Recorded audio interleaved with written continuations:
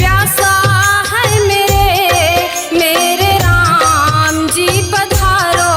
मन प्यासा है मेरे राम जी पधारो। मन मन में विराजो, अंग अंग में समाओ। मन मन में विराजो, अंग अंग में समाओ। हम ध्यान हो तेरे हर घड़ी हर पल। हम ध्यान हो तेरे हर घड़ी हर पल। पर ज्ञान रहे प्रभु सत्य करम। पर ज्ञान रहे प्रभु सत्य करम।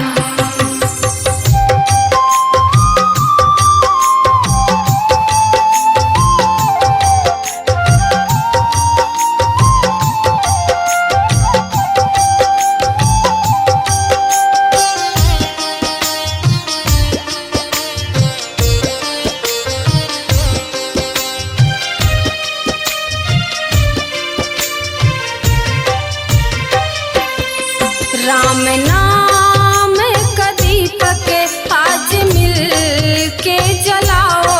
राम नाम का दीपक आज मिल के जलाओ। जाति पाति का भेद आज मिल के मिटाओ।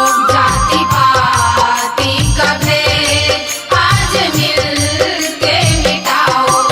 इस जीवन को स्वर्ग आज मिल के बनाओ। इस जीवन को स्वर्ग आज मिल के बनाओ। राम नाम करो रोज ध्यान लगाओ।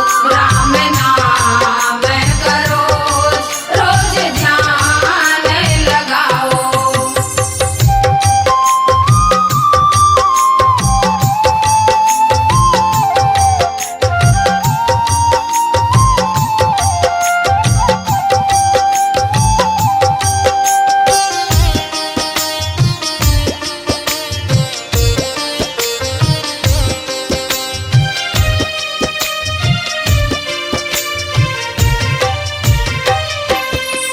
तेरे प्रेम के दर्शन आज हमने है पाए।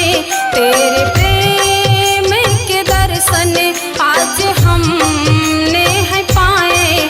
शिव शक्ति का ध्यान चलो मिल के लगाए। शिव शक्ति का ध्यान चलो मिल के लगाए। इस युग युग में मिल गया तेरे दर्शन। इस युग युग में मिल गया तेरे दर्शन। आज अंधेरे को मिल गया है ये रोशन। आज अंधेरे को मिल गया है ये रोशन। मन मंदिर है इसमें राम बसा लो। मन मंदिर है इसमें राम बसा लो। कर लो राम जी के पूजा, कर लो राम जी के भक्ति। कर लो राम जी के पूजा, कर लो राम जी के भक्ति।